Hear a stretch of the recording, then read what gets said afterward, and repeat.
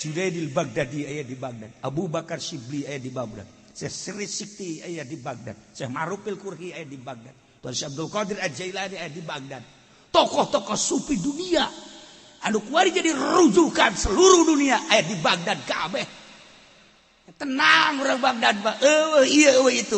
Per detik ieu apakah kacau orang Baghdad? Ketika ya orang Amerika, geus deuk siapa gitu. Orang Baghdad asal dari orang Amerika geus.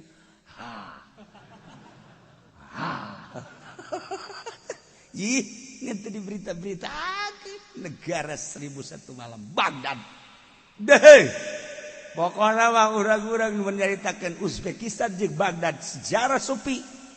Pertama Uzbekistan namatkeun Baghdad.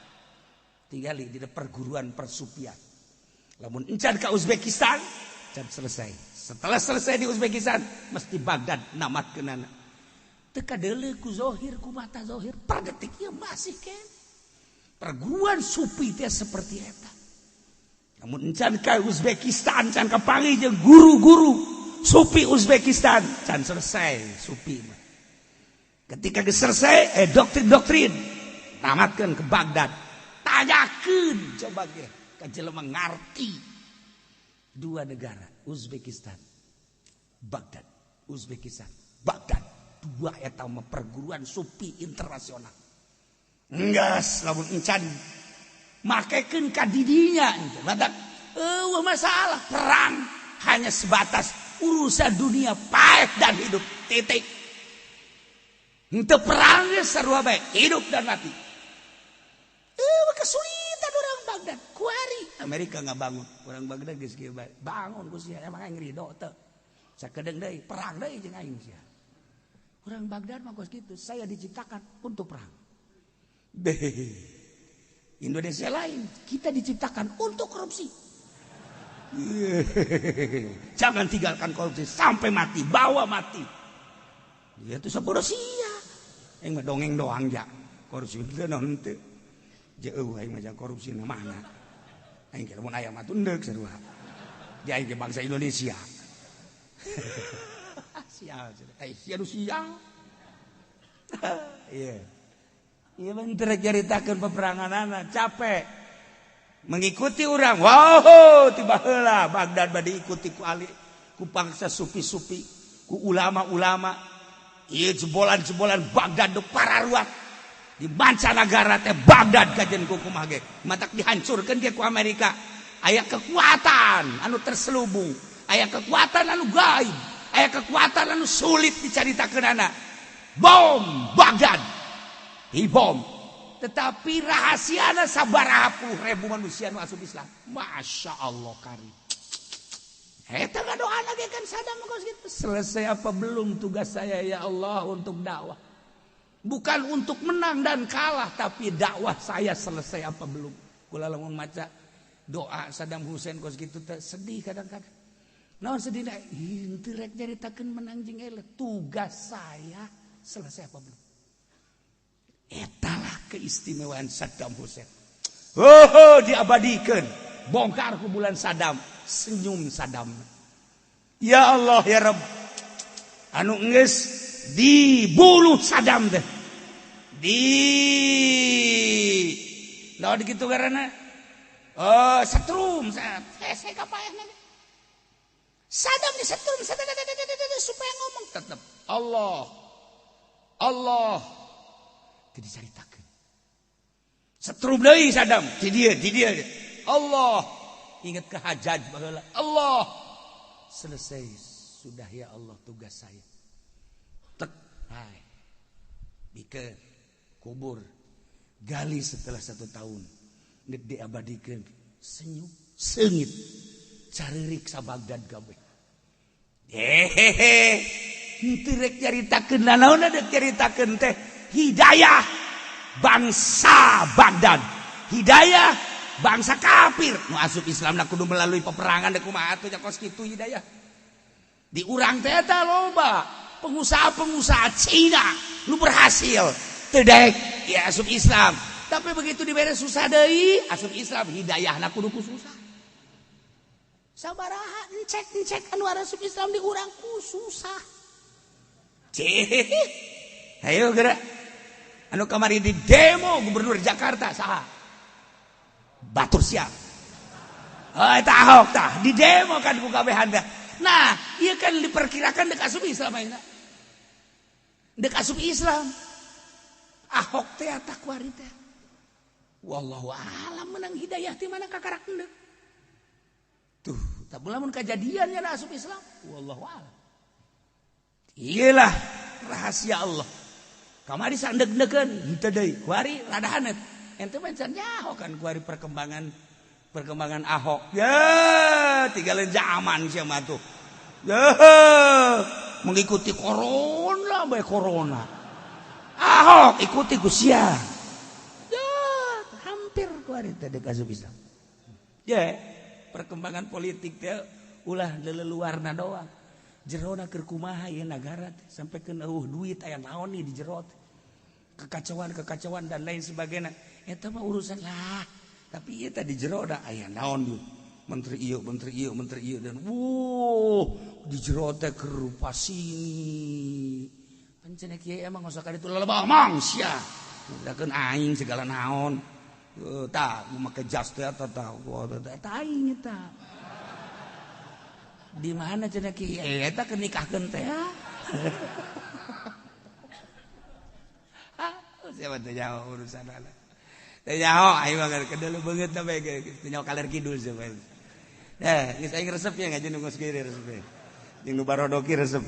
Gas, urang bagian urang we nu barodo lah habaknya lah. Penting selamat bener teh. Daripada nu palinter kabalinger. Geus informasi setik-setik we ulah loba-loba informasina. Sakitu bae heula ke minggu hareup lain deui ge.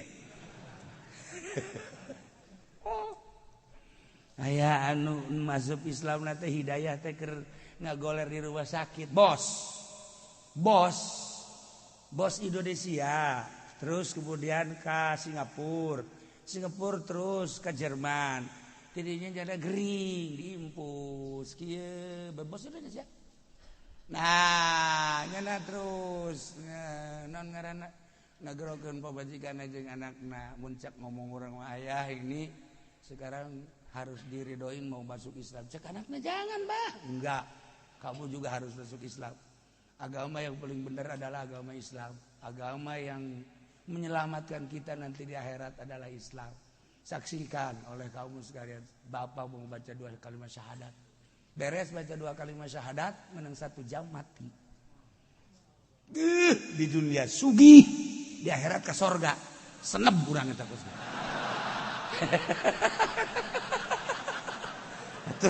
Cek nafsu orang. Tapi kan rahasia Allah eta. Masya Allah karim pohara jasa. Perang Palestina ya. Perang Palestina. Dati itu. Ayalah seorang Yahudi. Kira-kira umur bangsa 40 tahun. Kena tembakan muslim. Masuk rumah sakit. Kunaon atuh menang 2 poe ngimpi ka panggih Kangjeng Nabi. Urang kan lamun nyaritakeun kos kitu hese. Ya Allah ya Rabbi hidayah. Menang 2 poe. Dah ka panggih jeung Kangjeng Nabi. Kamu kenapa muncak bahasa urang mah? Saya sakit. Sakit kenapa? Sakit tertembak. Oleh siapa kamu tertembak? Oleh pasukan muslimin. Beruntung kamu tertembak oleh muslimin bukan oleh orang kafir. Emang kenapa? Orang muslim itu tidak ada kejahatan. Ini siapa? Saya ini yang dibanggakan dan diimani oleh orang-orang muslim. Yang bernama Muhammad ya iya. Langsung pelukan dina ngimpina, langsung masuk Islam dina ngimpina. Ku Kangjeng Nabi diusap penyakit urut, tembakan sat, hudang cager, langsung nyana baca la ilaha illallah, la ilaha illallah, la ilaha illallah, la ilaha illallah. Dokter kaget. Ina naonan. Ya Allah, ya Rabbi. Wah, sudahlah keluar la ilaha illallah, la ilaha illallahan. Hampir ditembak di rumah sakit. Jangan, coba biarkan. Kita tanya dulu ada apa. Begitu ditanya seperti apa? Dibukukan. Kukula boleh bacakan bukukan. Bahasa Inggris masalahnya.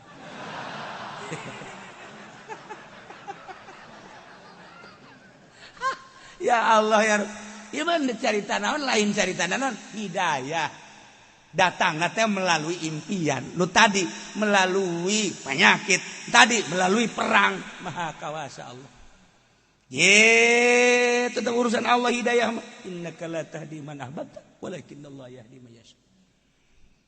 Jelema nu dipake ka dedeh ku Kangjeng Nabi, paman sorangan anu urusan Kangjeng deudeuheun nyaheun Kangjeng Nabi. Kajeun mang kumaha ge ke kukula dibela di hadapan Allah. Lu mah nu penting emang iman ka Allah, iman ka kaula. Teu cek emang. Ya Allah. Mbak sorangan nu dipake ka dedekunya teu diberi hidayah mah teu mahal hidayah. Nah, ieu marek caritakeun teh Kangjeng Rasul teh diturunkeun ku Gusti Allah di Mekah. Dilahirkan di Mekah, digedekan di Mekah, diutus di Mekah, khusus ke para orang Arab anu nyaksian kelahiran Kangjeng, anu nyaho sepak terjang kehidupan Kangjeng, anu apal diutusnya sebagai Rasulullah Kangjeng. Turunlah ayat ieu ketika Kangjeng ka Madinah. Urang Madinah Juhainiyah sumping ka Kangjeng Qabilah. Aya naon cek Kangjeng? Kami mah eueuh deui iwal ti hayang ditulungan ku anjeun Muhammad. Cinta kami ka dedeh kami jeung karesep kami teh geus lila ka anjeun. Anjeun teh sumping ka dieu betapa bungahna kami ku kasumpingan anjeun Muhammad. Cak Kangjeng Nabi naon dipake kahayang ku anjeun. Natlubu kami meminta teh hiji bae kasalamatan jaga di akhirat, di dunia mah moal lila. Dulur urang, anak urang, incu urang geus nararawat lah paling ge jadi cacing tanah tapi engke di akhirat. Ya Allah cak Kangjeng Nabi lamun eta nu dipake kahayang siap. Turunlah ayat ieu. Laqad ja'akum rasulun min anfusikum aziz. Wahai orang Arab, yakin nyata jelas, yakin geus datang ka aranjeun rasulun seorang utusan min anfusikum ti golongan aranjeun kabeh. Maksudna min anfusikum teh yakni sapagodos pada manusia. Bari apal anjeun kelahiranana, bari apal turunanana, bari apal kahirupan ti leuletik datang ka umur 40 tahun. Diangkatlah jadi Rasul Allah min anfusikum sapagodos jeung anjeun. Azizun sifatna Kangjeng Nabi sebagai Rasul teh azizun alaih ma'anitum wara pisan sabat pisan ka Kangjeng teh ma'anitum naon anu jadi kamasyakatan naranjeun kabeh, anu jadi kabeng berat anjeun, anu jadi kaembung anjeun teh Kangjeng Nabi teh sangat aziz. Artina aziz teh berat. Hayang aranjeun kabeh teh ulah aya kasulitan. Hayang Kangjeng Nabi teh ningali anjeun teh salamet. Hayang ningali aranjeun kabeh teh ulah aya we kenakalan dibere karakter Kangjeng teh diturunkeun ka dunia, diangkat jadi Rasul azizun alaihi ma'anittum. Pohara luar biasa Kangjeng Nabi menginginkan urang Arab kabehan khususna ulah aya kesulitan ketika urang Arab bagian kesulitan sangat sulit Kangjeng Nabi. Ketika orang Arab aya kategenahan Kangjeng leuwih tegenah deui. Ketika orang Arab teh aya ka embung Kangjeng Nabi leuwih embung. Ulah aya kategenahan terhadap orang Arab khususnya umumna ka umat-umat muslimin muslimat ulah aya Kangjeng Nabi teh azizun alaihi ma'anitum berateun ketika deuleu umat ngarasa berat teh. Masya Allah nemantak hudang ti kubur teh Kangjeng teh ummati lain inget ka sorat ummati bangga orang boga Kangjeng Nabi seperti itu bener-bener manusia penyelamat anu mikiran umat ulah bae tigesle umat teh datang ka ditimbang aya kagorengan datang ka ngajembati jembatan Siratal Mustaqim tipoleset teu hayangeun mbugeun Kangjeng Nabi berateun Kangjeng Nabi ketika adalah umatna sing gulimpang di neraka jahanam ulah datang ka kos kitu Kangjeng Nabi sangat tanggung jawab luar biasa azizun alaihi ma'anitum. Masya Allah bahara luar biasa tayelang ngeunaheun jasa urang boga Kangjeng Nabi seperti apa. Cak Kangjeng Nabi panggihan kula di mizan, panggihan kaula di jembatan Siratal Mustaqim. Kula nu bakal nyapaatan ke aranjeun kabeh. Geus jelas jelema nu salalamet mah bisa berangkat sorangan ke sorga. Iyalah jelema-jelema nu carilaka nya teu ditulungan.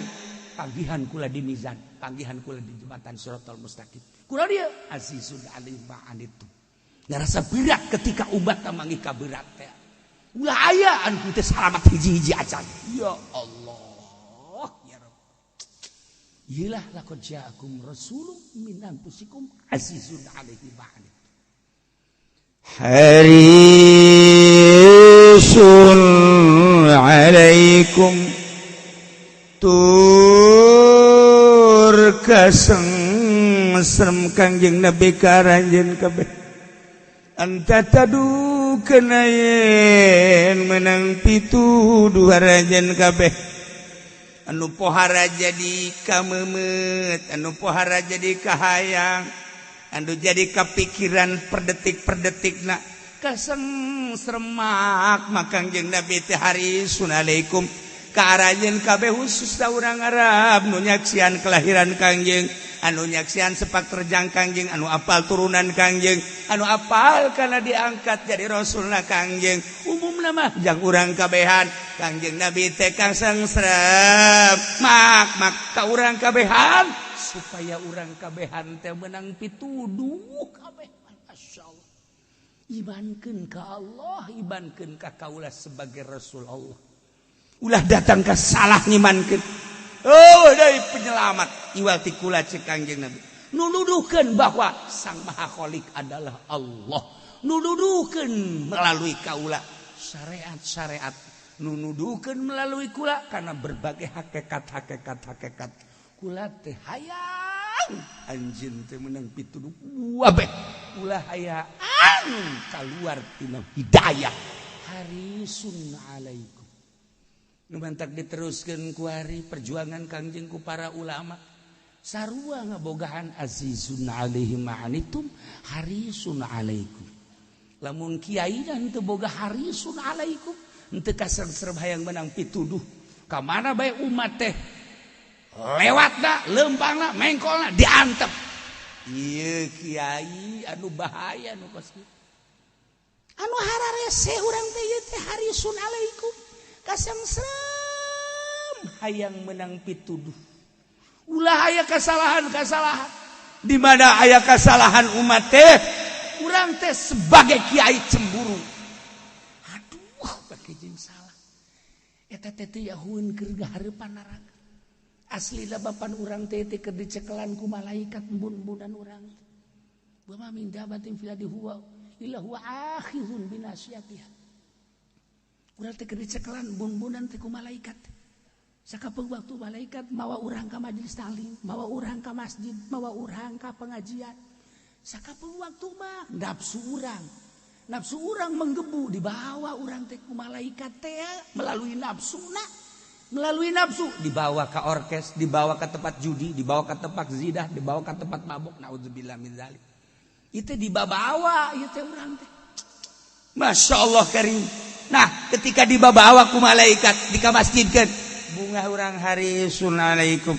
Dibawa ke tempat pengajian harisun alaikum. Dibawa ke tempat benar harisun alaikum. Ketika dibawa ke tempat maksiat, nyeri hati urang ya Allah ya Rabbi teh nyahueun teh. dibawa ka neraka nu sabenerna mah dibawa ka neraka teh ku malaikat teh ditarik-tarik tuh ya Allah ya Rabbi aslina bahkan seperti eta aslina Masya Allah Karim urang teh ieu teh henteu karasa bahwa urang keur dicekelan ku malaikat dibawa ku malaikat ya Allah ya waful mujrimuna bisimahum bakal kanyawan ke di akhirat jelema anu doraka dengan tanda-tanda jeung ciri-cirina kadorakaan jelema patukhadu bin nawasi wal aqdam diseredan buuk-buuk lamun awewe teh mah sak bin nawasi wal aqdam diseredan suku-sukuna dampal-dampal sukuna Masya Allah Karim eta teh cek Imam Saroni lain di akhirat di dunia keneh ge sarua keur diseredan bae turapul mujrimuna bisimahum patukhadhu bin nawasi wal aqdam tapi jelema anu bagus mah arifu fi wujuhihim nadratan naim jelema anu bakal dikasorgakeun mah kajahoan dina wajahna nadratan naim cerah ceria dibawa ka pengajian kajen teuing teu dahar heula kuat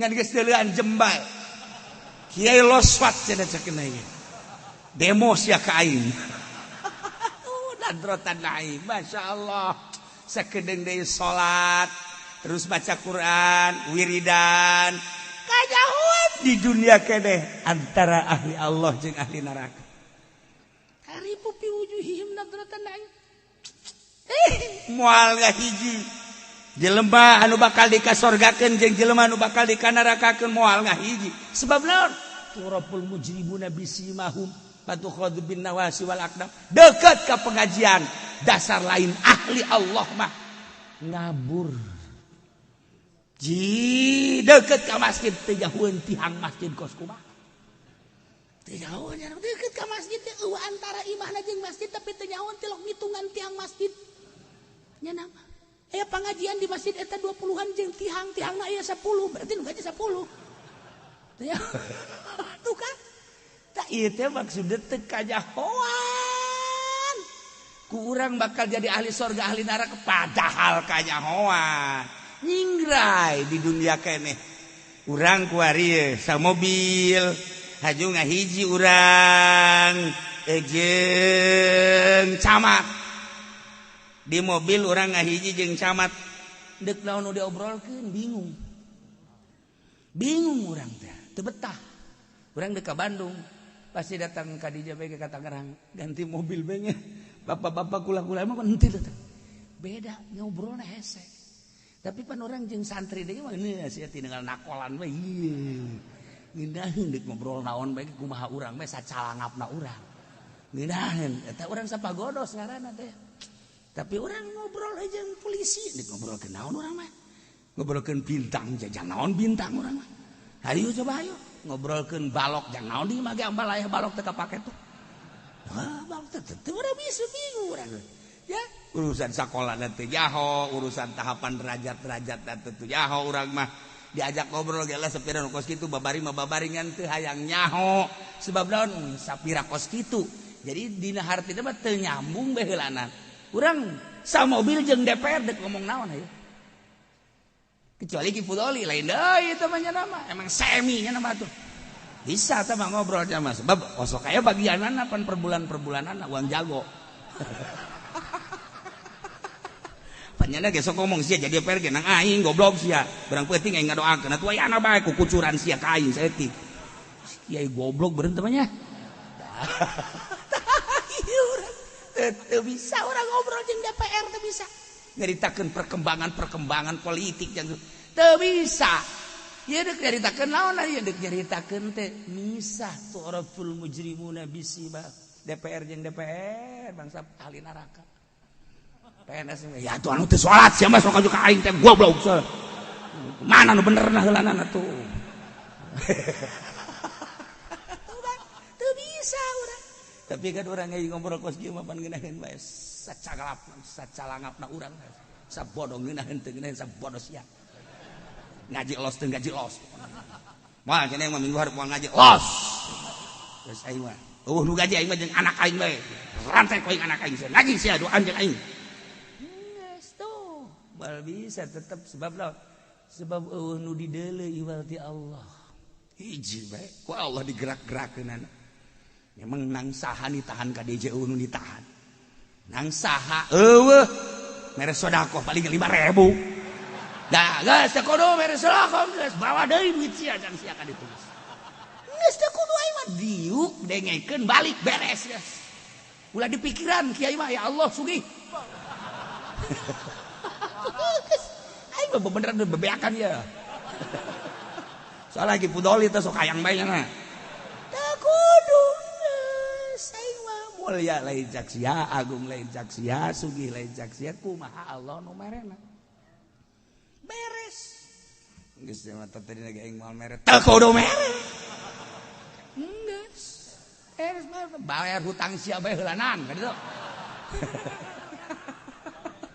ye ieu majelis kieu 15 miliar leuwih ieu ye 15 miliar leuwih ieu apa aya duit sia di dieu ya Allah ye sia mah dieu kayuhan ngeunaheun tah gas besok mah nun teu mayar di luar ngajina sia jadi kiai mah juga orang tungtungna ieu mah aya nu pangnyeunkeun we ieu mah jelema teu bebeja acan geus aya duit urang kabeh di masyarakat kabehan babarengan meunang 1,5 miliar ieu teh beakna kuari 16 miliar encan anggeus munarana bakal munara Banten itu encan bangsa 5 miliar deui aja nang di mana kieu deui teh sia mikiran kain teu kudu mikiran Allah sugih kiai atuh susah aing mah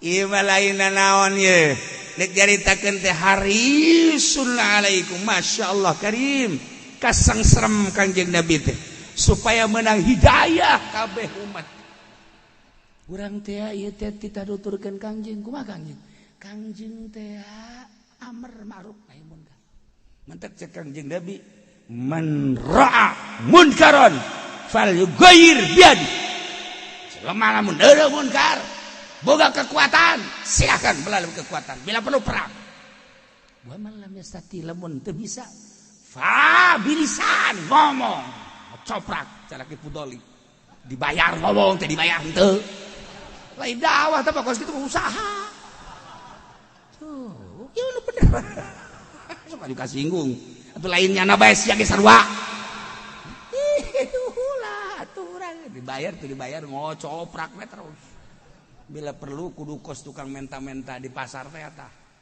urang ka pasar kemis mawak salon saudara-saudara sekalian saya datang ke sini untuk minta bantuan gepan goblok atuh suka teh deuk dakwah horeganan masjid jan anggeus teh beres sama kos itu ulah dakwah fal yughayyir biyadi wa malam sati pabilisani wa malam yasati papi qalbi lamun teu bisa make qalbu urang wa adaful iman pang handap-handapna ieu sapeker dipermasalahkeun ribut gede tapi nu liwat di hareupeunana rurundayan awewe teu dimasalahkeun je padieu naon ieu fitnah gede ieu teu kudu dimasalahkeun tasawuf we atuh fal yughayyir biyadi wani nyana radio tatangga dibantingkeun TV tatangga dibantingkeun kunaon aya nu liwat dadana muka nyana ngahenen bae je tadi mah rada gede teh mah tinu imah rada gedean ieu ya goblok kiai goblok gantung kabeh kiai kos kieu masa gerberatan eta tah ndek dakwah ndek bener dakwahna namun urang teu kuat fa biqalbi geus bae kuat teh ya Allah ya Rabbi nu di imah mah hepek siapa lain dakwah pikiran nu di imah betul kan nah iyalah dakwah nu mantep urang dijadikeun kiai ku ari dihormat ku jelema dibule ku jelema, diagung-agung ku jelema, dibuya-buya di dunia ya, di akhirat teh salamet ka henteuna. Datang ka mana urang teh ieu teh amar ma'ruf nahi munkarna. Kuari mah dikiaikeun, kuari dibuyakeun, kuari dimamakeun, tapi di harapan Allah sia dibuya-buya teh, sia dimama-mama. Ternyata eta munkarat sia henteu ngomong-ngomong acan, bahkan hate sia resep sia. Nyaho sia ku aing dikiriman awewe baheno. Aju sia teu dakwah. Tuh kan urang mah ya Allah ya Rabb. Tatangga hajat nanggap orkes. Aju pan sia diajak kondangan ke bae penting bari deuleu biduan pan sakia. Goblok pan teh sia. Di dunia urang dibuya-buya. Sabaramu sia anu ngeririt hiji benda dua harga anu berbeda bisa diantep teu ngomong-ngomong acan dibuya-buya orang di dunia tapi di akhirat ternyata orang diseret patuh khadhu bin nawasi wal aqdam dan orang mikiran kadinya embung orang jadi kiai embung orang jadi kiai teh komoh ju pendopo merek itu pun dibere paling 1 juta 2 juta ya ada getek yang mau diberi kos gitu buat anas di akhirat ke neraka di dunia teh kabeli karimun acan enggak tolak ke mah pod mun leti kos gitu kan tolak guys pokona mah lamun aya nu mere bangsa 10 juta kitu guys sepak habak bobalkeun ka beungeutakeun sia ngajakan neraka ka aing sia tambahan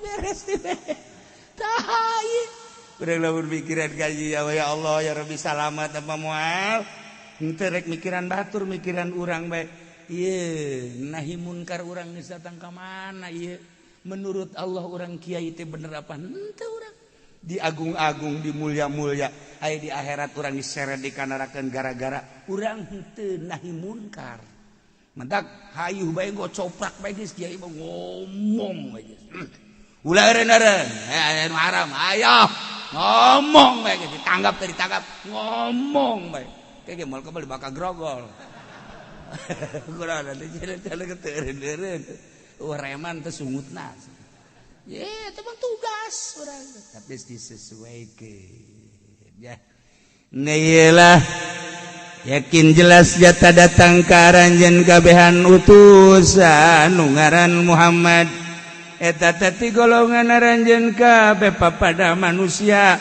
nyaho turunanana jeung nyaho tempat kelahiranana anu azizun alaihi manitum harisun alaikum Gusti Allah geus ngajelaskeun sing hade ulah aya dedeh-dedehan jeung asih-asihan larangan keras antara mukminin jeung kafirin aya larangan ulah nyieun pamimpin ti golongan Yahudi jeung Nasrani ulah sama sakala ieu teh terus berjalan sampai yaumul qiyamah ya ayyuhalladzina amanu wahai jelema nu ariman di Indonesia khususna kiwari la tattakhidul yahuda wan nasara auliya ulah rek ngajaradikeun Yahudi jeung Nasrani sebagai wali-wali sebagai pemimpin-pemimpin pengurus-pengurus ulah bae sama sakali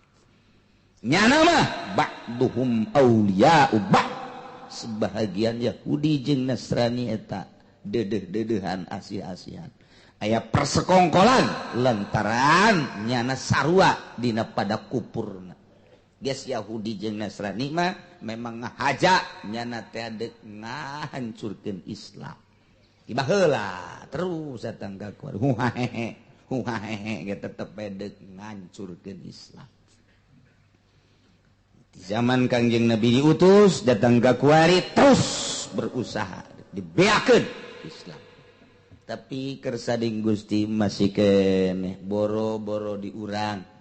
Di Amerika nage Islam teh aya di Inggris Islam malah beki kuat ayeuna di Jerman Islam aya di Perancis malah keur nyieun masjid ayeuna di Perancis hese dilengitkeun moal bisa tuh terus bae agama ke geus tereh jasa ka kiamat takarak geus pasantren koskieu aya ge bangsa pesantren-pesantren anu ngan sakadar ngaran pesantren unggul di jero nama nu lain ngaji geus kabawa arahna ka liberal ka ditu geus kabawa ka kapitalis ka ditu eta kakarak terjadi kiamat kuari mah paling kacau-kacau bae kacau mah pasti jasa tapi masih kene aya nu handal aya nu handle aya kene anu gagah urang mun ngadenge Osama bae ge masih kene alhamdulillahirabbil urang ngadenge kitu Saddam Hussein hudang dunia kabeh alhamdulillahirabbil alamin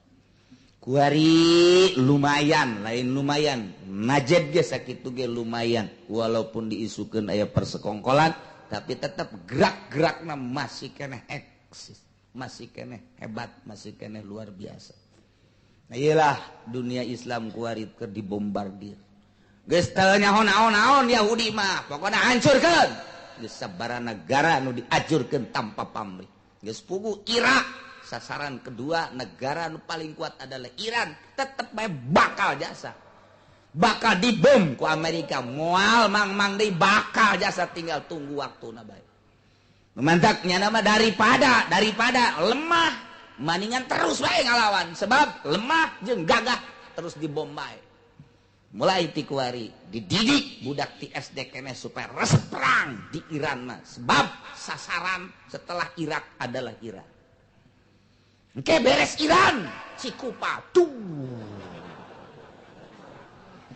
panggilan nama lodar orang si kobang geus pokona sebab didihnya aya citra nah eta pusatna di dinya masyaallah di ditu maka senjata anu ampuh F150 ari urang Cikupana make pepletokan cegah mangkaning takal darawakna geus eueuh geus siap bae nasib urang Cikupa mah kumaha bae nah ieu lain lalagaan ieu teh diincer Indonesia teh sebab mayoritasna Islamna termasuk kuat lain lalagaan ieu teh Islam termasuk sadunia teh termasuk kuat Indonesia aya satu keanehan di Amerika teh di Pentagonnya ngarobrol musyawarah para seton-seton ada apa ini di Indonesia geus sabaraha puluh tahun geus sabaraha triliun nya ngabeakeun danana jang kristenisasi Indonesia ya tapi tetep teger bae maut ieu col muncul deui maut ieu col muncul deui masyaallah alhamdulillahirabbil alamin sangkilang bobrok nagarana rakyat nama tetep utuh diais kunyana nagarana pemerintahanana rakyat tetep anti Amerika kajen deui kumaha ge nu penting mah sarolat gararaji ibadah geus biasa kitu pokokna mah kayak ujung-ujungna mah tenang we perang we kajen kumaha yakin jasa ieu mah perang jasa yakin jasa lain 100% deui mah 100 sama 100 perang jasa ieu mah kumaha teu perang atuh deuk kumaha teu perang mimiti perang pasti jeung pemerintah ieu mah di Indonesia mah lantaran pemerintahan geus benar-benar liberal ai rakyatna masih kene make Quran berarti pajiin pemerintah kakenca masyarakat kakatuhu diais kiai-kiaina supaya masuk liberal hiji dua asup deui ka urang nu diliberalkeun 50 dibawa ke Amerika dibere dididik ditanggal liberalkeun jil ngaranna tetep bae datang ka urang disengserikeun ku santri hehehe bergerak sia di ditu mal bisa haram marhaba bida marhaba malah embat marhabana dicelinyana deui teu bisa ka Indonesia heran ya heran nyana teh heran di negara lain mah teu kieu-kieu teh tapi di Indonesia masyaallah tita ulah ta ila hadarati geus ku Muhammadiyah geus ku Persis geus ku PKS tita ulah malah make sapeker ila hadarati sial cek cenah teh tetep bae teu bisa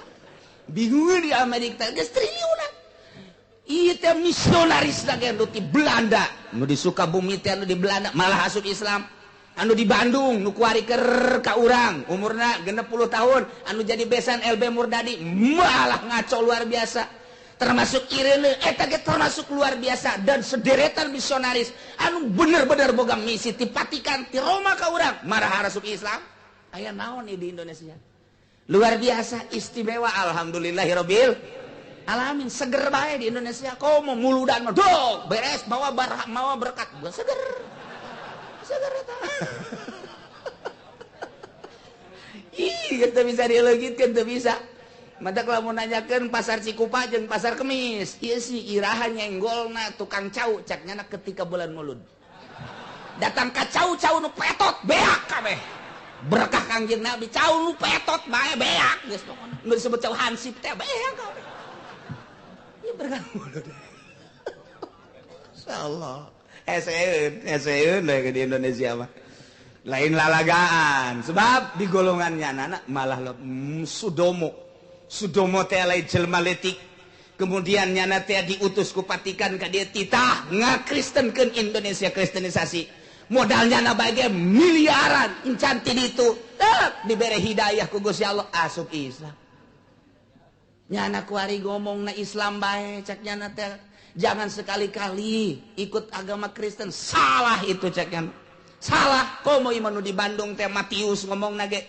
salah total orang yang masuk Kristen itu salah sebab tidak ada instruksi dari Tuhan bahwa Isa adalah Tuhan tidak ada lamun dibacakan sejarah nanti memeh Kangjeng Nabi 300 tahun sebelum Kangjeng 350 tahun sebelum Kangjeng Nabi eta teh aya kitu perkumpulan dewan-dewan gereja ngabahas tentang ketuhanan yang asli dibahas bahwa Isa mah bukan Tuhan dicerca langsung harus dituhankan tak iya anu besar anu gede-gedean mah setelah Konstantinopel tak eta teh anu trinitas Bapa adalah Tuhan Anak adalah Tuhan Roh Kudus adalah Tuhan tetapi kita bingung katanya Tuhan itu kan satu maka yang tiga kita jadikan satu kumaha sih eta heran emang tilu jadi hiji nah iyalah maka Konstantinopel teh aya tilu aya Konstantinopel 1 musyawarah pertama pada tahun sekian yang kedua yang ketiga nah ieu kuari teh geus berjumlah 12 kali kumpulan gereja dunia jangan mengkaburkan Tuhan yang asli tidak ada instruksi dari Allah bahwa Isa adalah Tuhan tidak ada Maryam adalah bukan Tuhan Roh Kudus Jibril adalah bukan Tuhan di Injil asli nama Bibelna kos kitu tah kuari dipengkol-pengkolkeun Sudomo nyana ngomong Matius ngomong dan berbagai misionaris nu baheula ngiristenkeun Indonesia ngaromong salah itu coba gedengekeun pidatona nah iyalah nu mantap kurang aneh ieu kuari di urang teh Kristen teh berkembang padahal geus disalah-salahkeun geus dilain-lainkeun aslina Injil mah Tuhan adalah Allah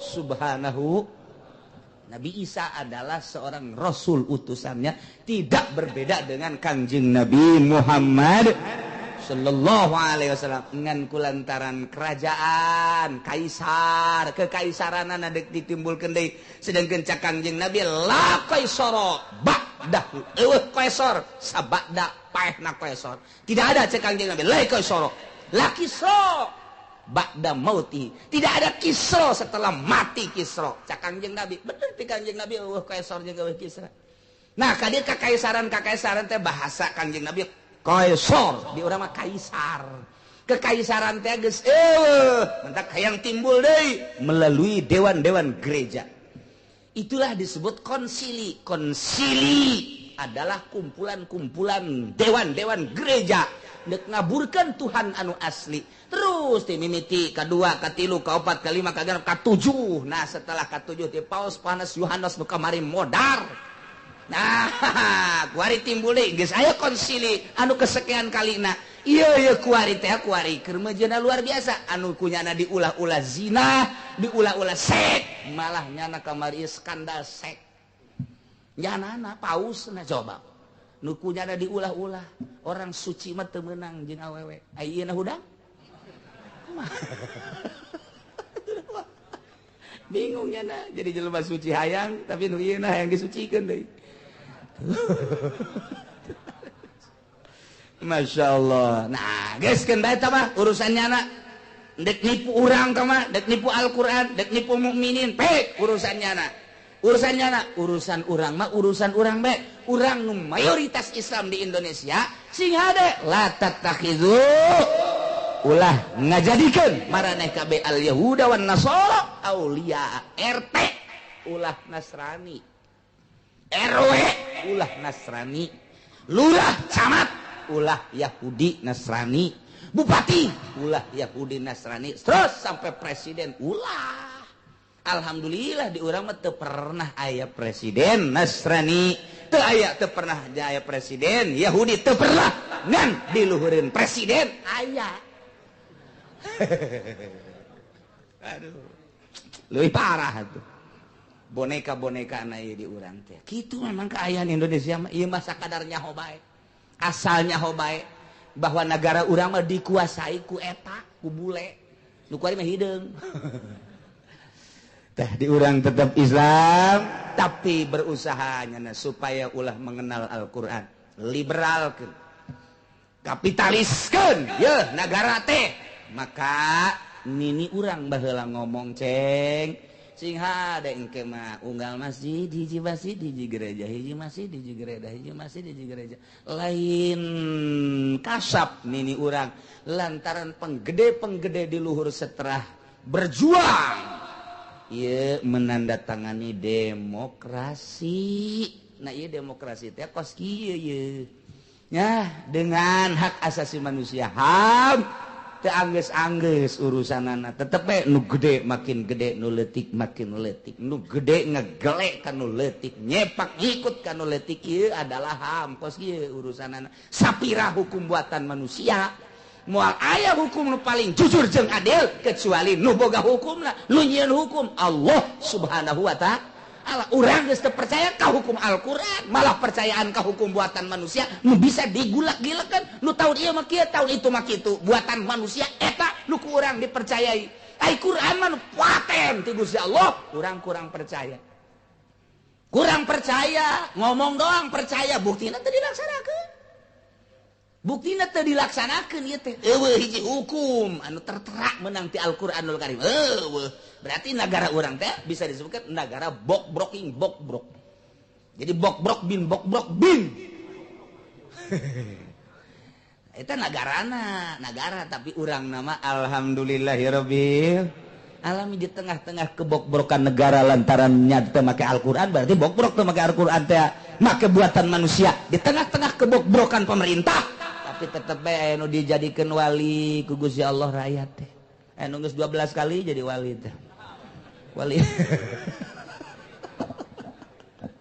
aya dijadikeun ulama sholihin loba sholihin dan lain-lain sebagainya iyalah di tengah-tengah kebok-brokan negara tapi alhamdulillahirabbil urang bisa ngadengikeun Al-Qur'an bisa ngajelaskeun Al-Qur'an bahkan anu make mah ih kajen teuing batur mah aing mah embung atuh aing kudu ambalayah mah geus tereh paeh kredit aing mah moal aing mah bunga bank aing mah moal kajen teuing yang sia tah mah urusan ngamajukeun negara majukeun Gusti aing mah nyaho sadepa deui nyaho dua depa deui bakal paeh nu geus bak geus loba tadi Indonesia mah nu kos karah itu mantan pemerintah bae mantan DPR mantan pemerintah ngaromong kerja di pemerintah mah cedak kula aut-autan kiai gua mah hayang ieu tobat kumaha carana tobat dibere ku kula jalan berarti kan eta di jero hate leutik namanya kerja di pemerintah ge ceurik leutik sabarang ceurik bertentangan camat bae ge loba nu bertentangan jeung nuranina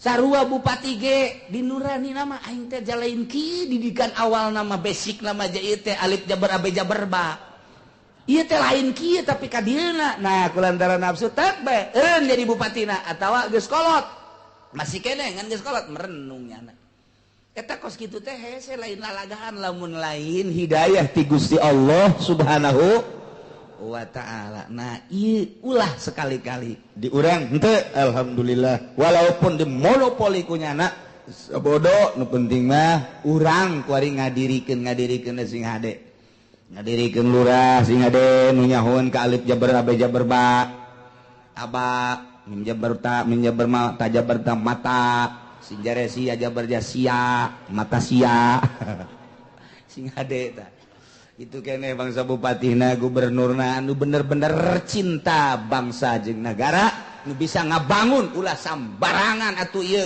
hartina ai bagus jeung jujur jasa mah moal ngan lumayan bae di tengah-tengah keur brok aya nu lumayan urang di jero nu lumayan abeh ngeunaheun lalugina teu pati hararedang teuing ka pasar ngeunaheun urus surat menyurat ka kantor aya nu ngurusan urang ngaji aman ka masjid berjamaah salat Jumat urang lalu asa tah eta kos kitu tapan ngeunah di zaman Soeharto mapan kumaha gitu di zaman Soeharto loba itu instruksi gereja anu dipuatkeun melalui dewan melalui Soeharto truk putusan kudu terjemah teh eta di zaman Soeharto Pak kudu instruksi anu Jumat teh macam-macam kuari geus ada perintah batin geus ada henteu deui alhamdulillah tinggal kitu jeung kitu nah iyalah ulah sakali-kali deui nyin pamimpin Nasrani jeung Yahudi lantaran cak Allah indallaha la yahdil qaumaz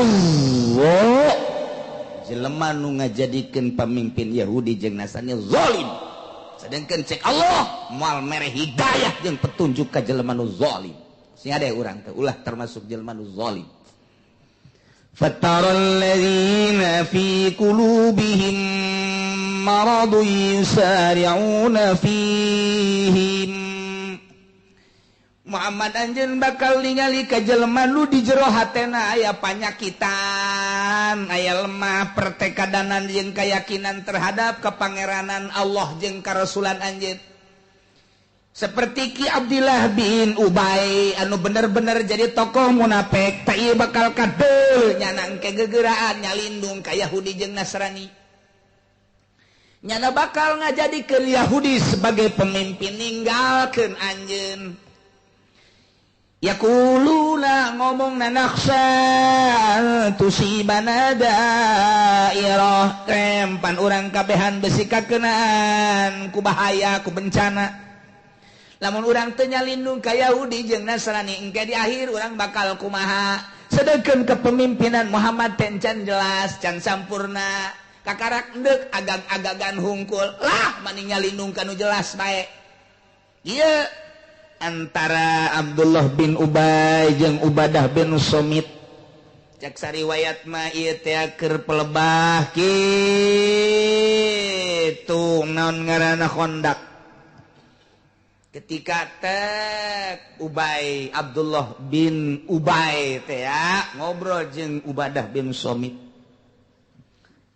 begitu ngobrol cek manehanana kieu Ubadah jasa benerna mah ieu urang teu puguh dipimpin ku Muhammad perang sanggeus perang urang can karuhan menang jeung eleh mun urang eleh urang diembargo pan ku Yahudi hese dahar hese nginum dibekot ku Yahudi teh komo lamun ka dituna urang paila eueuh hujan-hujan kabelah dituna teh kemarau panjang sedengkeun nu boga duit papan Yahudi jeung Nasrani lamun urang ayeuna nuturkeun Muhammad bae asana paeh kalaparan urang geus aing mah kajen kumaha ge deuk milu ka rombongan Yahudi bae kajen kumaha ge tetep bae eta padahal mah nyana tatadina babarengan jeung mukminin tapi ketika dak berhadapan jeung kafir nyana endahan ngadukung ka ditu cak Ubadah bin Somit teh teu kitu cak Ubadah bin Somit kula mah ya kula ye kajen kumaha ge tetep bae deuk ngadukung mukmin kula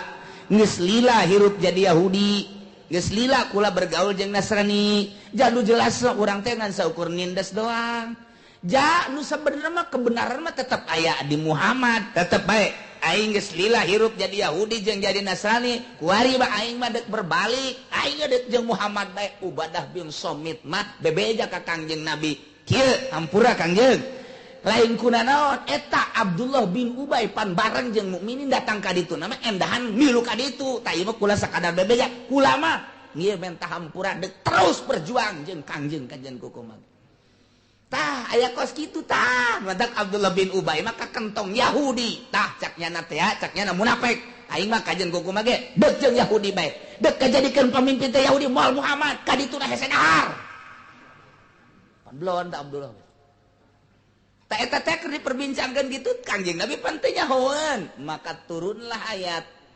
fatarul ladzina Muhammad anjeun bakal ningali ka jelema nu di jero hatena aya gering aya panyakitan lemah pertekadanana nyana gegeraan bae dedeudehan asi-asian ngajadikeun pamimpin ka para Yahudi jeung Nasrani. Ieu bakal kadeule jelemana ngaranna Abdullah bin Ubay bin Salul.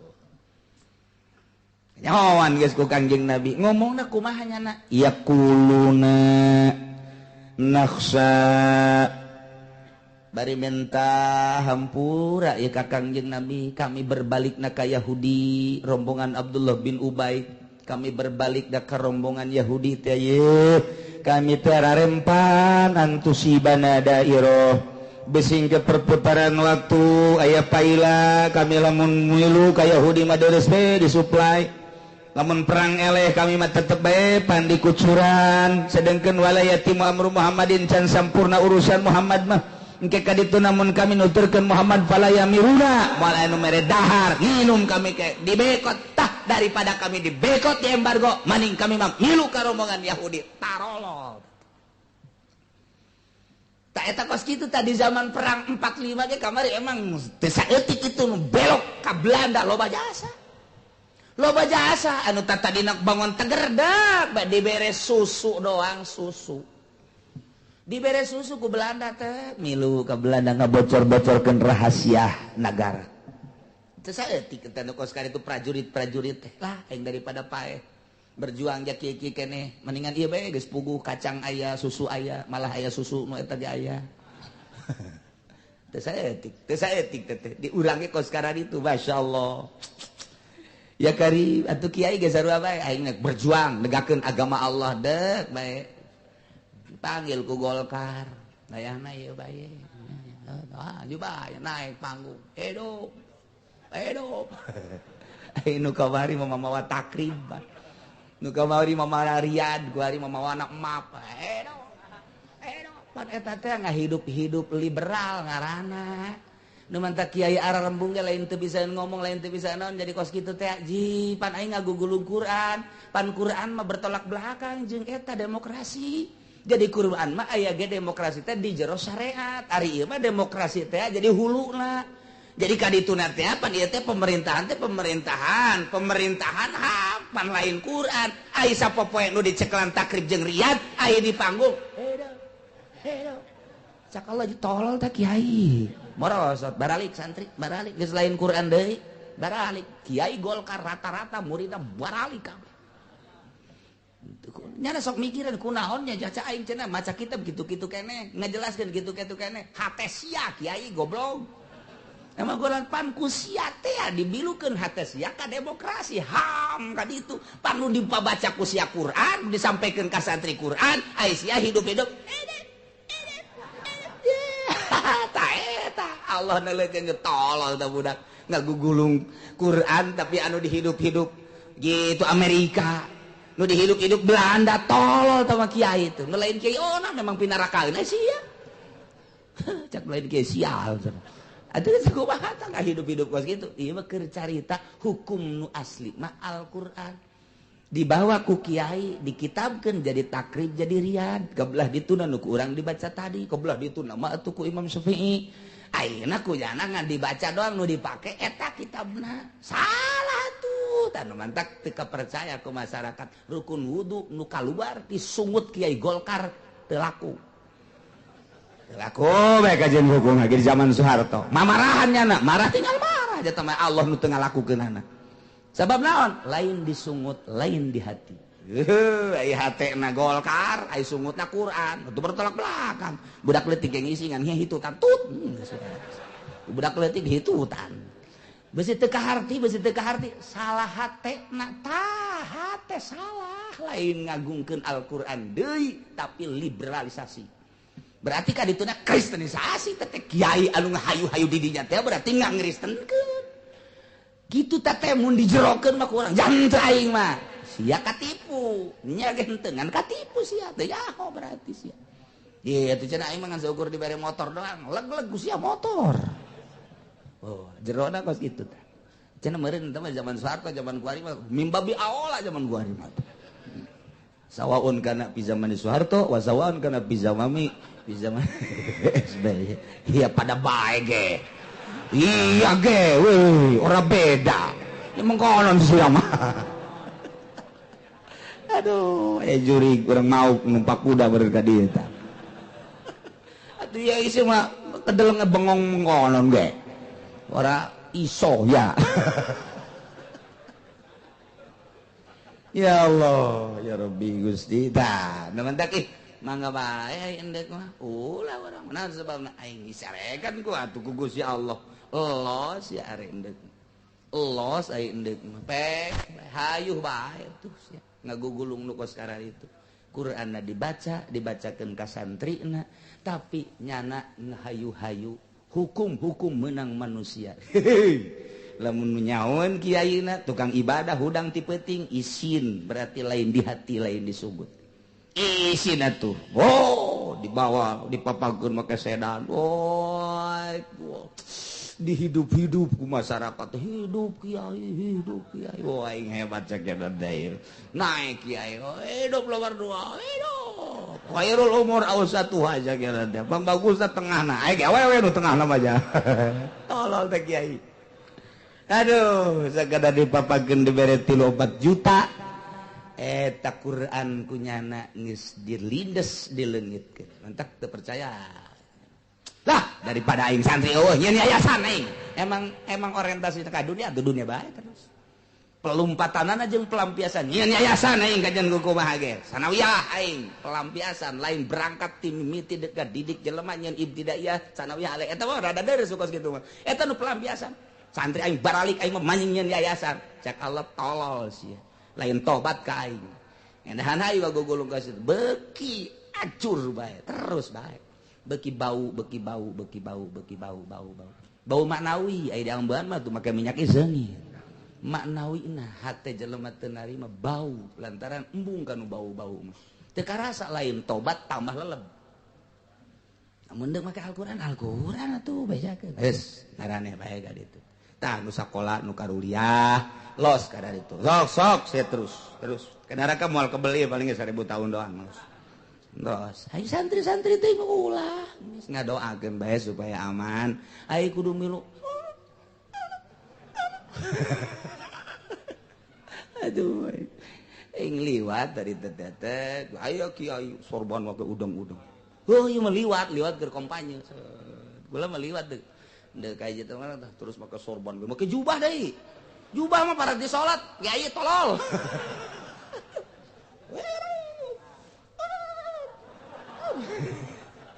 gula seri beri jendela aing bau kasih eta bener aja acak-acakan gak dia acak-acakan nangsa ngacak-acakan nang Allah atuh lantaran lain di hati lain di sumut beres tepuk kos gitu Islam kiai nu hidup-hidupan kos gitu teu kudu didoakeun gua sasa uji ajur sorangan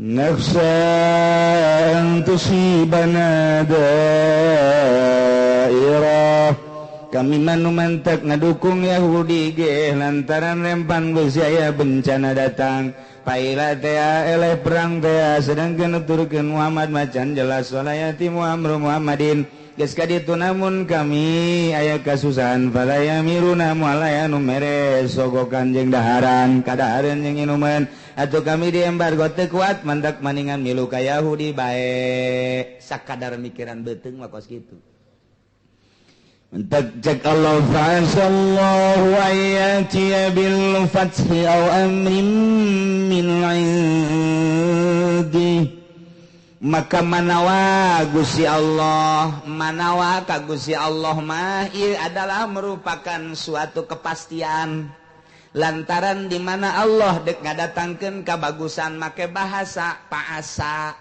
eta teh bahasa anu yakin jeung bahasa anu pasti jadi lain sakadar susuganan jeung boa-boa lain mamanawiyanan lain ngan bahasana bae fa'asallahu ayatia padahal manana teh yakin jeung pasti fa'asallahu ayatia pasti Allah bakal ngadatangkeun bil pati kalawan kemenangan lamun jelema memperjuangkan agama, total memperjuangkan agama, telurak lirik karena dunia, telurak lirik karena materi, telurak lirik karena makhluk, fa'asallahu ayatiya bil fati, pasti Allah bakal ngamenangkeun. Basi jasa ieu teh fa'asallahu ayatiya bil fati ngamenangkeun lantaran Kanjeng Nabi izhari diri keur ngajelaskeun, keur ngaopenkeun, keur ngebrehkeun, ngalahirkeun agama Allah Subhanahu wa ta'ala. Pasti tadi ka Kanjeng Nabi teh dijelaskeun fa'asallahu ayatiya bil fathi, pasti Allah bakal mereka menangan, ditulungan bin nasri nabi, bejakeun kitu Muhammad pasti ditulungan lantaran keur ngajelaskeun dakwah, ngadakwahkeun, nyampaikeun agama Allah lu asli, ditulung ku Allah. Eta ka Kanjeng Nabi kuari ge sarua bae lamun ngajelaskeun anak, lamun manehanana memang liilai kalimatilana beneran ditulungan ku Allah. Geus sabaraha kali dibunuh Osama bin Laden tetep bae ditulungan bae. Dan sederetan para wali-wali Allah di zaman kamari ieu, zaman kejayaan Islam, di zaman Raden Patah anu pohara jasa ditulungan. Terus kabelah dieuna eleh naon sababna ta? Lantaran izhar dina ieu setengah-setengah kiai bae ku ari boku urang kiai di deuleuna setengah-setengah, agama 50%, dunia 50%. Buktina ketika disogok daek, ketika asup ka DPR jana kiai padahal mah geus lain ngagugulung agama deui. Ketika kiai jadi bupati geus teu ngomongkeun agama deui. Agama hanya jadi lipen doang padahal di jero nama deuk ngerau keuntungan proyek. Ciu tuh mantak. Ieu Yahudi jeung Nasrani teh nyaho kelemahan Islam adalah duit cakena dibere ku nyana. Deuk ieu naon majelis bangun, nya naon deui sekolah bangun. Nyeuneuy pondok pesantren bangun, tak setelah dibangun lek bae menang ti Nasrani nyieun nya gereja belah dinya geus bae bisa ngomong cau au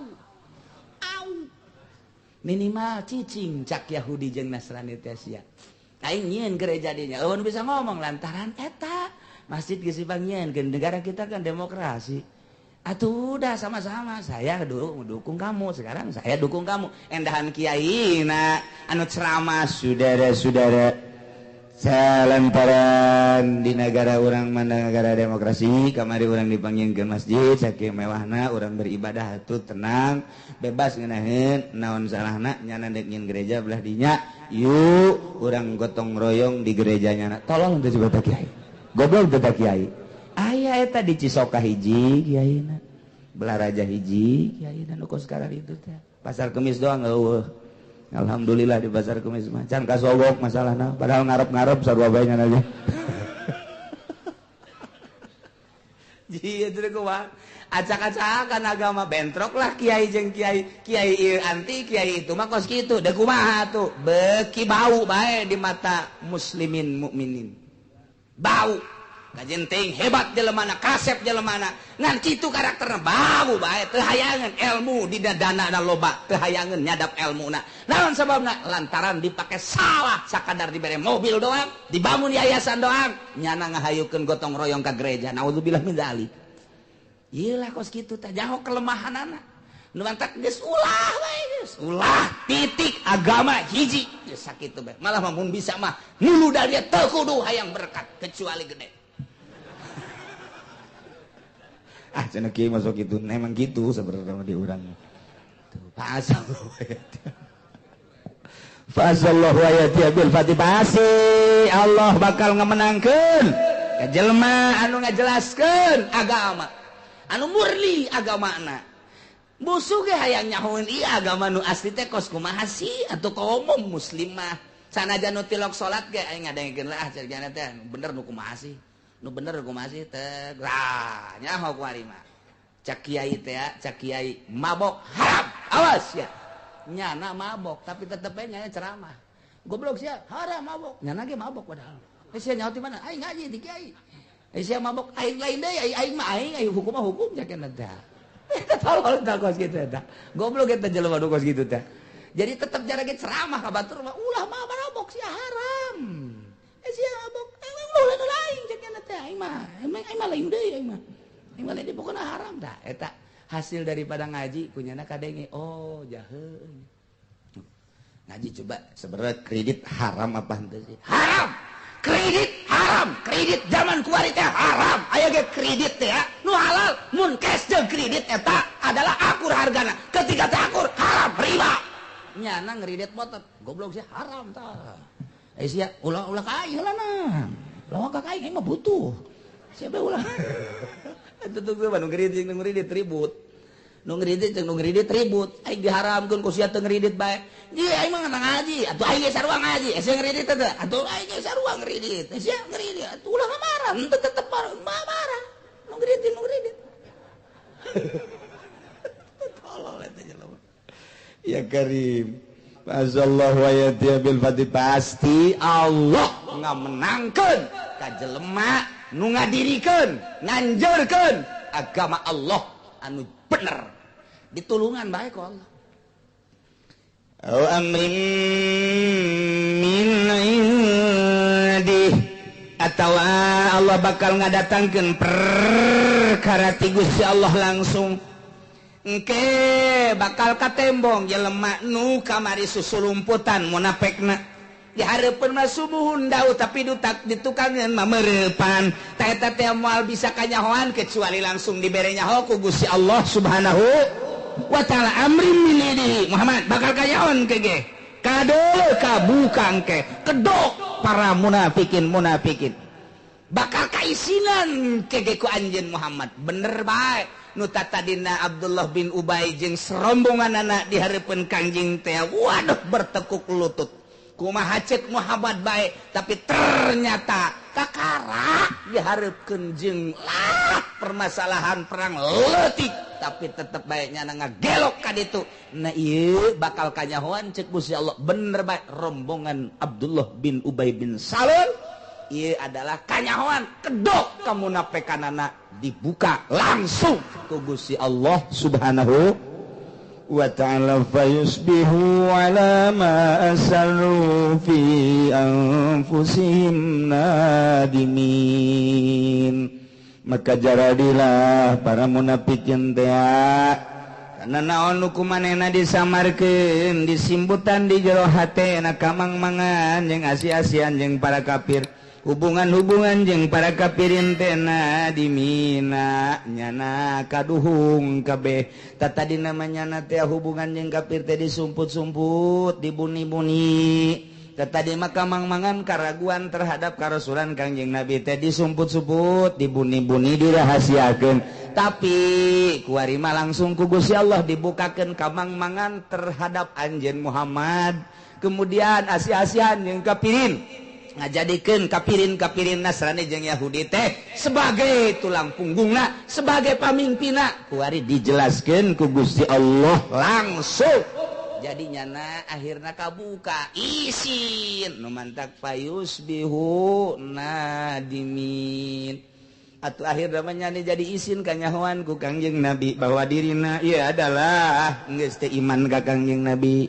atuh makin menjadi-jadi kuari mah وَيَقُولُ الَّذِينَ آمَنُوا أَهَؤُلَاءِ الَّذِينَ أَقْسَمُوا بِاللَّهِ جَهْدَ أَيْمَانِهِمْ tinggal mukminin bae anu nyaksikeun karombongan Abdullah bin Ubay teh heran kabeh ngararobrol hareran kabeh heuy kunaon coba urang karumpul di dieu cek mukminin enak aya teh Abdullah bin Ubay dihareupeun mu Kangjeng pohara amat nya depakna depak luar biasa aju di urang ngeunaheun jasa ngomongna jeung barahanna pohara jasa ih eta Abdullah bin Ubay ku pohara asana urang daek nokohkeun kanyana mun aya nanaon teh mah nyalalah nu dihareupna jaka Muhammad sakitu depakna ka urang sakieu sopanna balabahna anu luar biasa eta Abdullah bin Ubay jeung babaturanana heran aing mah emang kunaon gitu aduh pan nyana teh ngomongna mah keur ieu nyana ngomongna innahum la ma'akum cak nyana ieu kami teh ieu babarengan jeung maneh ieu urang ka maneh ge babarengan kacai jadi salui ka darat jadi salauga kayu urang babarengan sasapa pait saba manis pokona mah yuk urang babareng pan ngomong lah kos kitu eta Abdullah bin Ubay tak kos kitu tak tapi pan eta kuari deuleu tuh kuari jada horeganan jeung Yahudi jeung Nasrani aduh ampun eta urang katipu cak mukminin teh eta teh ngarobrol kos kali itu emplok-emplokan belah ditu ngobrol itu belah dia ngomong ngeherankeun ka Abdullah bin Ubay anu nyana teh anu sabenerna ka Abdullah bin Ubay daek dipimpin lain kunaon buageurna jeung sopan santuna pinterna nu luar biasa mun kurang kadeuleu di hadapan Kangjeng Nabi masyaallah ngusruk depak tapi horenganan hatena ka ditu tah ieu teh deuk nyaritakeun ayat kaheran-heranan mukminin ku tingkah Abdullah bin Ubay mantak wa yaqul ladina amanu nyarita jelema nu arariman libadihim kasawarehna ketika dibongkar kedokna para Yahudi tajubali heran ye aha ulail ladina aqsamu billahi jahda aimanihim heran amat apa eta jelema-jelema eta anu tatadina sumpah jana teh ngumbar sumpah nu sumpah ge pohara jasa sumpah nage cak nyana teh innahum lama'akum eta pan sumpah nyana sanyana kami kabeh ieu adalah pendukung-pendukung marane nyana sumpah make innahum lama'akum iba bahasa mukminin bahasa nyana nama kami bahasa Abdullah bin Ubay nama kami teh ngadukung ka marane ngadukung perjuangan Muhammad disapertikeun ku mukminin heuy pancaknya nate cina innahum lama aku nyana teh pan cina dek babarengan jeung urang ngomongna tapi pan kuari ka di itu herannya aduh ampun tah ieu ngabahasakeun kaheran-heranan mukminin terhadap tingkah Abdullah bin Ubay jeung serombonganana munafik teh kos kitu dibuktikan kuari ku urang di urang kos kitu persis di urang ge persis jasa masyaallah eta si budak ai kapanggih keur naik motornya mendak hampir ngaguling motornya ku mendak nanya eta waduh luar biasa horenganan hate nama Masya Allah kanyahoan kabeh ih eta sakitu bageurna hanas kurang harita mah dijadikeun pamimpin masih pan ketua DKM horeng kos kitu horenganan teu kanyahoannya ku urang katipu beh urang mah ngarobrol teh tah munafik teh kos kitu mantak sing ade basa anu mendek nah handap teh sing ade sing hade soang be soang mun keur anjeun kitu aya urang heo teh ka handap parek macok cok soang eta masyaallah eta soang iya karim we munafik teh atuh potongan soang orenganan ya Allah ya Rabbi tuh kan padahal teh geus sumpah bin Ubay teh innahum ma'akum tapi ternyata orenganan aduh ampun mantap habitat amaluhum fasbahu khasirin hancurlah batallah pagawean aranjeunna nu baragus nu kamari babarengan jeung urang ngobrolkeun agama Islam dakwah Islam nyana teh ngadukung kana perjuangan Muhammad kana katablegan Muhammad jeung urang babarengan eta teh kapan amal bagus tapi ternyata horenganan nyana nilu ka Yahudi habitat amaluhum hancur total pagawean nyana amal nyana nu bararagus beak kabeh Kulantaran sakitu atuh fasbahu khasirin. Jadilah rombongan Abdullah bin Ubay munafik teh jadi rarugi tararuna di dunyana, dihina-hina lantaran kedok-kedokna dibukakeun ku Kangjeng Nabi di hareupeun mukminin. Geus mukminin ge nyarahoeun kakedokan dibuka kedokna dibuka tutupna dibuka nyaok bahwanya munafik isin. Di akhirat ge disiksa ku Gusti Allah. Innal munafiqina fid darkil asfali minan nar. Sanyada jelema munafik bakal jadi kerak neraka. Naudzubillah min. Dalik mantak sing hade di lembur urang ge loba jasa. Aya hiji di hiji daerah dek nyin gereja. Kemudian kabeh menentang. Aya ustad dibere duit rada gede meureunnanan. Ke masyarakat tuh tadina bagus jasa horenganan hatena ka ditu jawara onaman nya mah teu ngadukung endahan ustad nu ngadukung. Berarti eta ustad munafik teh kos kitu teh. Munafik teh. Ustad eta ngaranna ustad munafik. Malah kiai deh, kiai mah ngadukung. minimal atuh ulah mere support kiai mah minimal sukut bae atuh kadanan ku nang tangan mah deuk iraha deui atuh urang nang tangan kafir anu jelas can nu meujeulna di daerah urang mah teh aya pembangunan kos kitu teh lamun aya pembangunan gereja masalahna lain sekedar gereja mah aya dewan gereja nyana mah bergerak melalui gereja beda jeung Islam masjid teh hanya sekedar ngaji keluar masalah ada bergerak di bidang dakwah adalah pondok pesantren aya gereja mah justru gereja aya dewan gereja disebut aya konsili hartina perkumpulan dewan gereja nu sakupna aya nu internasional aya nu nasional mata aya gereja bahayana gede jasa kiai make rekomendasi kiai Golkar teh izinnya anak kiai munafik kita lakus kumaha sih naon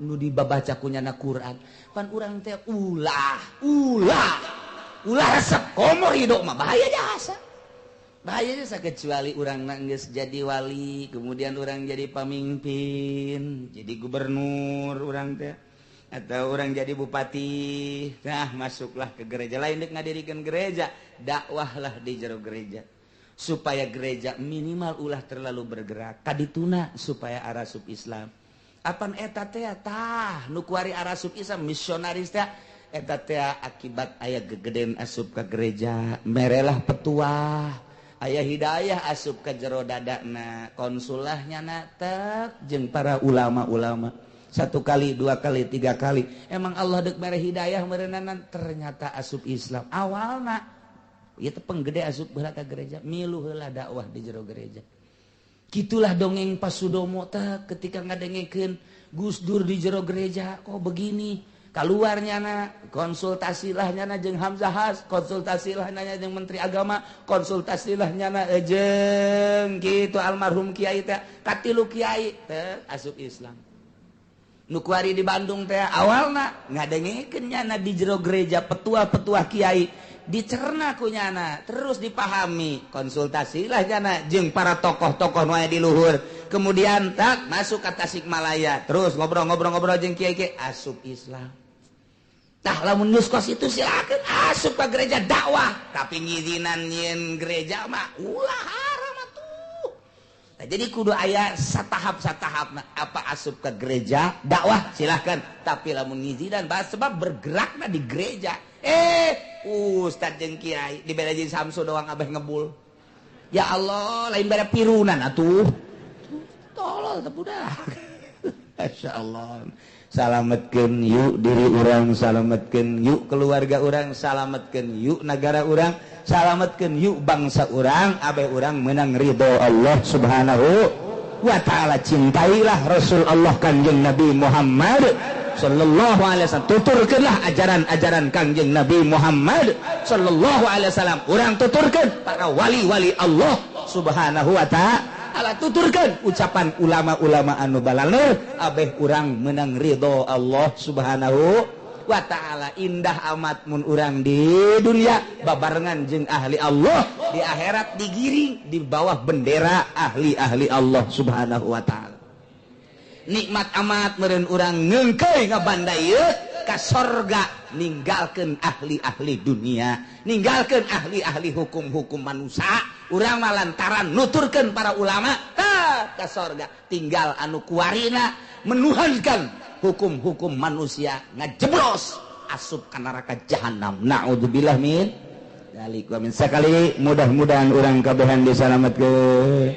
keluarga orang anak incu orang disalametkeun tatangga orang ge disalametkeun ku Gusti Allah batur orang mukminin mukminat disalametkeun sehingga orang bener-bener menang ridho Allah Subhanahu wa taala bi barakati ummil Quran Al-Fatihah Bismillahirrahmanirrahim Alhamdulillahirabbil alamin arrahmanirrahim maliki yaumiddin Iyyaka na'budu wa iyyaka nasta'in ihdinas siratal mustaqim siratal ladzina an'amta 'alaihim ghairil maghdubi 'alaihim waladdallin